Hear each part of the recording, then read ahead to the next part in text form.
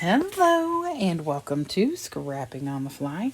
My name is Kristen and I am here with day 11 of 30 Days of Sketches with Christy's Beautiful Life, Series 13. And today's sketch is by my friend, the lovely Mel from Mel W. Scrapping.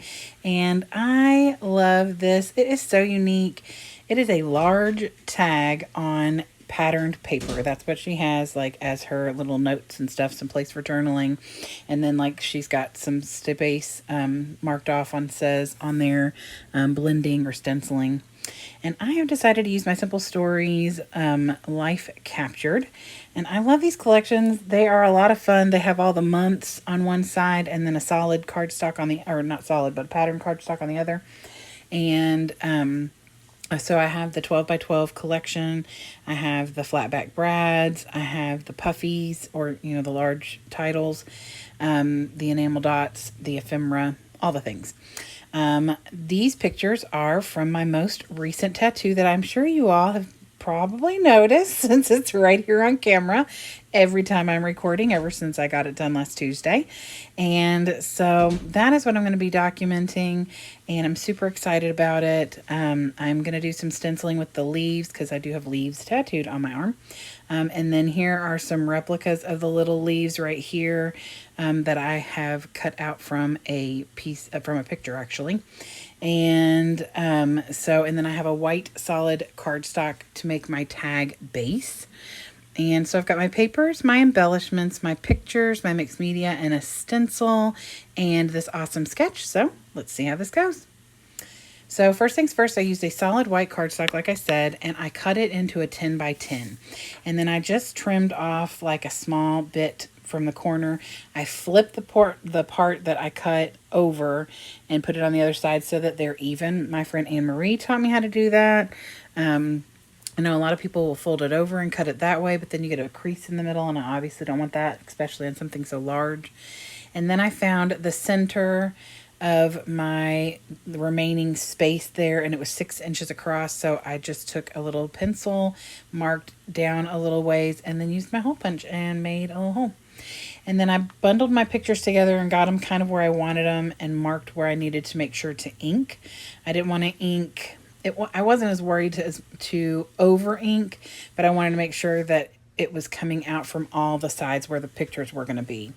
And I am actually adding an extra small picture that's going to go kind of where the cluster is going, above the but to the right of the main picture and above the bottom picture. So I am starting with Bundled Sage and taking it, like I said, this is a Simple Stories collection stencil. And because the majority of the tattoo on my arm is leaves, even though they're not the same type of leaves, I thought that that would be the perfect thing to use as my mixed media in the background. And I start with Bundled Sage, moved on to Sage Patina. You all, that's so silly. Salvage Patina, and then finish it off with the squeezed lemonade. And so I decided to trim. My larger picture was originally a 4x4, which is what she's got on her sketch, but there was a bunch of like the little table where I had my arm laid down when she was doing the tattooing, and I didn't really need that, and it was kind of causing a little wonkiness with the way my pictures are. So I trimmed that off and then matted that with the 6x8 paper pad. And then I trimmed the picture of me and Jordy B, who is my new tattoo lady, and I adore her. And so I trimmed that picture down just a little because I don't want to cover any of the tattoo, but I also don't want it to be such a wide, you know, cluster of pictures that I'm not getting a lot of that mixed media. And so, and then the other thing is the picture I took of the inside of my wrist that's going down the page next to the picture of me and Jordy B. Like my wrist was crinkled, and so it looked kind of crazy. And so I wanted to tuck that into where all you really are seeing is the actual tattoo. And on the edge of the picture is my older tattoo, which is my favorite tattoo of my grandmother's handwriting, that says "Love You More." And I got that in 2020 for my original tattoo artist, whom I also adore. But not only are they a couple of hours away, it was my former brother-in-law. So, I'm in the middle of, well, the very end part of getting divorced. And while it's amicable, it's not necessarily conducive to driving all the way down there to get tattoos anymore. So I wanted this tattoo super bad. And so I went ahead and just found someone new here, and I will continue to go there because I was thrilled with her and how fantastic the work was and how well she created what I was envisioning, just based off of a very short little conversation and explaining what this tattoo meant to me. And so it was an amazing experience and probably my favorite thing that happened over fall break. But anyway, so I'm decided to use this today as the day because, like I said, I was anxiously awaiting getting this done, and I've been looking for someone to do it that was in like my price range and somebody that I had heard good things about. And so that was the perfect title. And then I have that I'm all in because I felt like, there's not much more, all in getting ink on your skin. So, it's pretty darn permanent. And so I put that on there. And then I also wanted to add this little in the details because when it comes to things like tattoos, I feel like it seriously is the details. And so I thought that that was super fitting as well.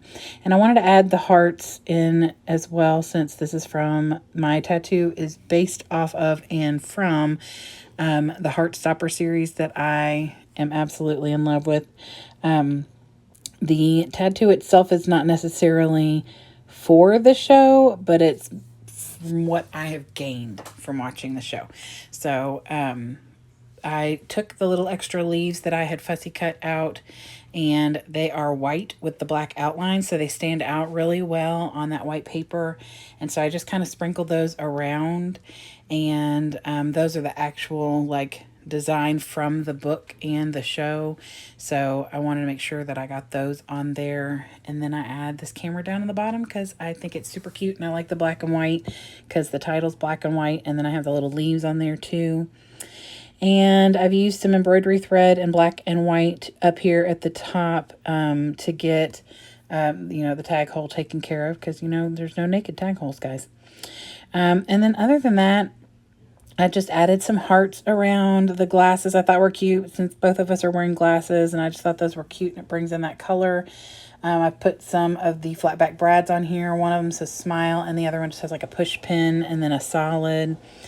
And other than that, I put a little pencil in there because I just felt like that was appropriate for her tracing out the tattoo and everything.